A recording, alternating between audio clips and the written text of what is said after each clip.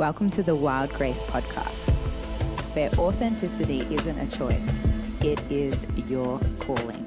Real, raw, untamed. This is your initiation into the wild.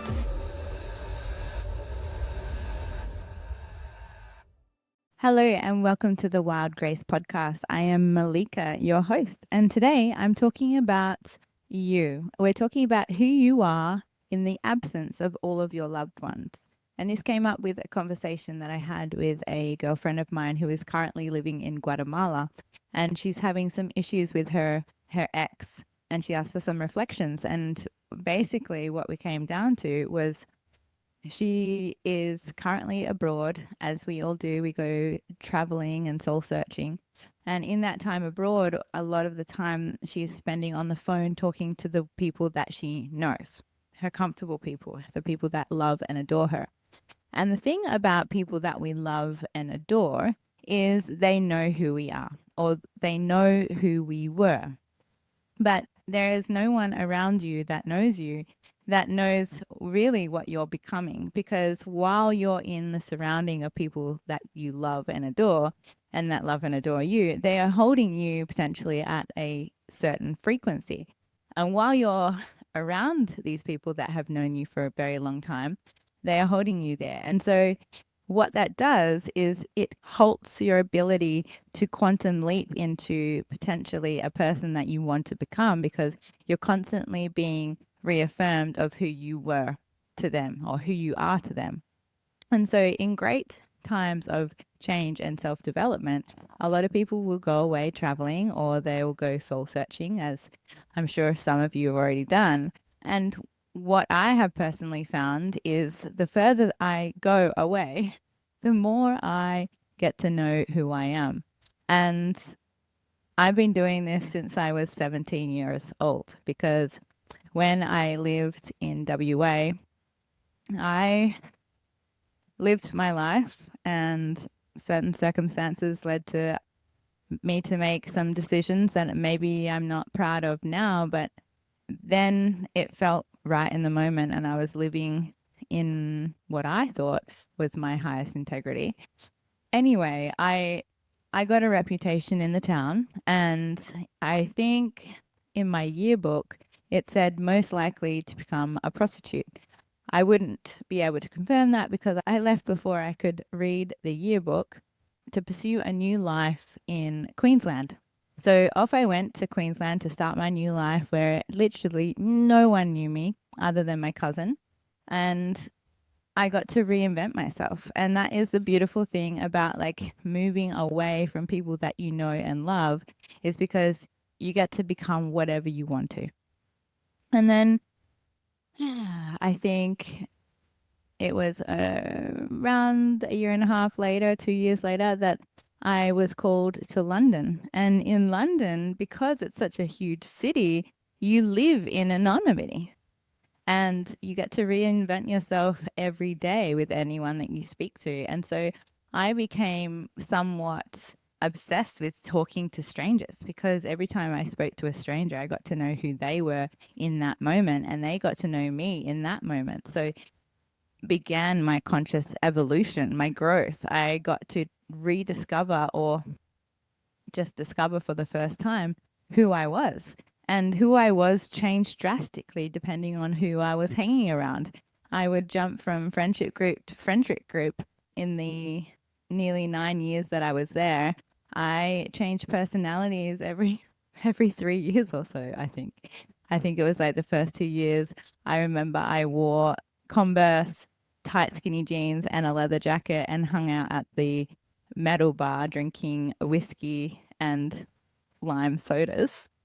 And then I met someone who was more down to earth, and I found myself at protests and love fests and really hippie psytrance kind of stuff.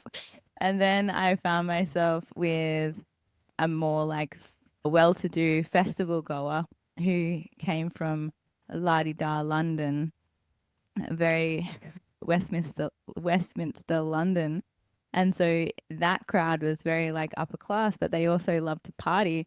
And so there I became like a posh party goer. And then, you know what, I just tried on all these different personalities, all these different hats. It's what we do in your 20s.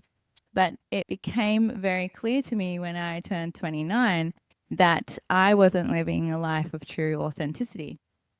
And I was surrounded by people who knew who I was, loved me for who I am, but they didn't love me for who I was becoming because I wasn't even certain of who I was becoming. So I did what a lot of people do, and I wanted to travel the world. So I traveled through Vietnam, Thailand, went back to Australia, and then embarked on a 6 month journey through South America with my ex partner. And through that period, I was with him a lot, and it was just him and I. And I met a lot of people along the way. And each time I met some people, I really started to discover who I was not. And the life that I had been living the last 5 years with my partner was suddenly not feeling aligned to who I wanted to become. And yeah, it took about 6 months for me to really integrate this idea that the life that I'd been building over the last 5 years in London with my now husband was not something that I wanted to keep going with. And I was with my cousin at the end of that 6 months, and my husband, he went back to London to teach violin for a summer camp. And I spent a month with my cousin.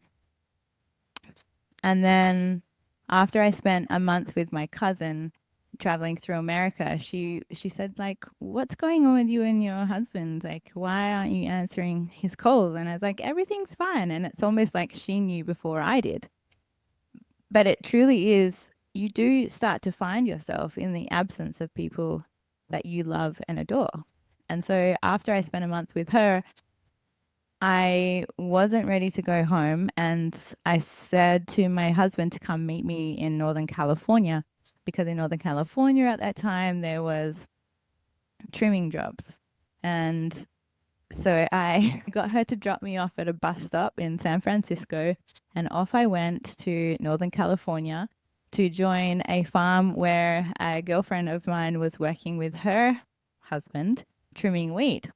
Little did I know that the farm that they were on was all out of weed. So a lot of weed farmers only have one season, but if they grow it right, they can have a summer season and a winter season, depending on how they grow.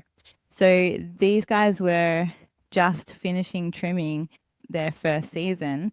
And so there was only really 2 weeks of work. And after those 2 weeks, I had nowhere to go, and I didn't know anyone there other than this one chick from London. And she didn't know anyone where I could get a job. So I was literally thrown into pure trust and faith. I met this chick, Momo, who was on the hill with me at the first location. She was wild. She had purple hair. Every morning she would wake up, she would put on her headphones, she would dance on the veranda. She was like wild and free, and she would bake something for everyone like really early in the morning. She would wake up, punch like 3 bongs, or I guess she was actually punching dabs then, and then bake for everyone. And then we would trim all day. And yeah, it was like a simple life. At the end of the 2 weeks, she asked me if I wanted to come and stay at her house, and I had no other options. And the thing about going with the flow is you really do have to just go with the flow and trust that whatever is being offered is meant for you. So I ended up going back to her house, and we kind of like we're going to plan from there. And Momo was, yeah, she was very giving, and she also had a very short temper as well. So I witnessed a lot of like emotional dysregulation in a very short time. And yeah, I guess it scared me a little bit. And I was like, holy shit, what have I done? But at the same time, she had my back and she was my sister. And so I felt safe within that. And I just like, you know what? I'm just going to trust this chick. I trust that she's got my back. And yeah, we all have our problems, but I'm going to follow the breadcrumbs. And so she knew this market, a weed market, where all the farmers met every Wednesday afternoon somewhere in the hills. And we drove there and we got dropped off. I got dropped off with my backpack and just hoped that one of the farmers at the market would have work for me. And, you know, I was 29, I was cute. Yeah, I was like just a single woman traveling alone. And sure enough, I was lucky to meet some guys who did have a farm. They didn't have any weed to trim, but they were kind enough to offer me a place to stay. And so I went back there not knowing what I was getting myself into or anything like that. I just had full faith. Like anything could have gone wrong in this, but it didn't. So Momo and I, we went to this farm. It was an organic weed farm. And I was eventually promoted as like the cook. I was vegan at the time, and everyone there wanted to explore veganism. So for 6 weeks, I cooked for everyone. It was a really empowering time for me because I felt like I had purpose. I felt like I was like leading the tribe in a way. I was providing for the tribe. There was a little forest cabin. I would cook for everyone. It was my job to go shopping for the week. So a couple of us would go down and like fill up our car with groceries for the entire week. And my roles were cooking, cleaning, and watering the garden. And eventually it would be harvesting the weeds. So I felt like this leader of this tribe that I've only just met. And it was a time of great introspection, but just no responsibility because I didn't have to worry about bills or rent or outside world or family or consider anyone else but myself. And then I was handed this responsibility, and it just felt good, like not having to worry about anything other than being completely present with where I was. And it was a huge, huge time of change for me, a really huge time of change. And yeah, I was just away from everything and everyone. I had limited contact with anyone. And I literally have a journal from that time with just so many beautiful insights and a deep remembering of like who I am and who I wanted to become. And I was learning about the land every day, of how to re-inoculate the soil and how to care for plants. And just, it was a really enriching time.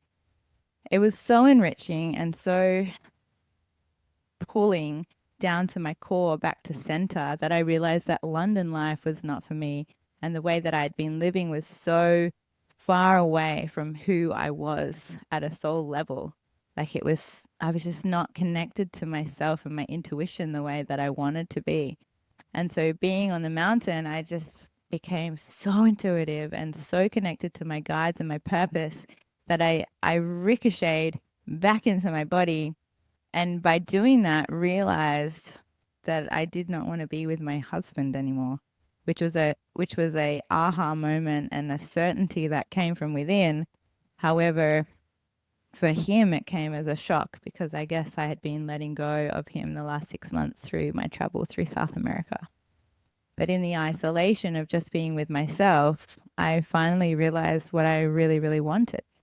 And I definitely found out what I didn't want. And unfortunately, he was part of the not wanting. So that was a difficult time for him. And the way that I handled that maybe wasn't as good as I could have. And yeah, I feel remorseful for that. Absolutely. It's just sometimes when you're so high and certain about life, it just, yeah, you just can't be sad. Like I was so switched on. And it was actually during that time, exactly during that time, it was my Saturn return. Exactly during that time. And it's as what everyone says it is. It's like life altering time. What is not aligning, the lessons you haven't been learning will hit you in the face. And I did. I got hit in the face. I was just really high and enjoying life so much and so connected to the earth that, yeah, the lessons came as a blessing, and they hit me hard, but they integrated immediately. I took action immediately. There was no hesitation. I was just like, yes, okay, I will do this. I will do that. It was the 2 years or even 3 years after my Saturn return that I learned the lessons, but integrating into life after having that like high awakening period, living in isolation from the world of everyone that you know and love, kind of creating a new version of yourself to then go back into a world where everyone does know you. I think if I was to do it again, it would have been good to like have some long integration time alone, because I still wasn't completely certain of who I was. And I got whipped back to Australia because my visa ran out in America. And yeah, it just took me so long to integrate back into Australian culture. And I'm not sure if you have ever been away from home for so long, like I was away for 10 years and then come back. It's a culture shock. Like Australia, it's a culture shock for me anyway. And I have heard this from other Australians as well. If you're away for a long time, you come back to Australia, it's shocking. Like just the way that we live here is just so different from the way the rest of the world lives. It's not bad or good, it's just very different. And it took me about 3 years to properly integrate. I didn't even want to call myself Australian because I was certain that I didn't belong here.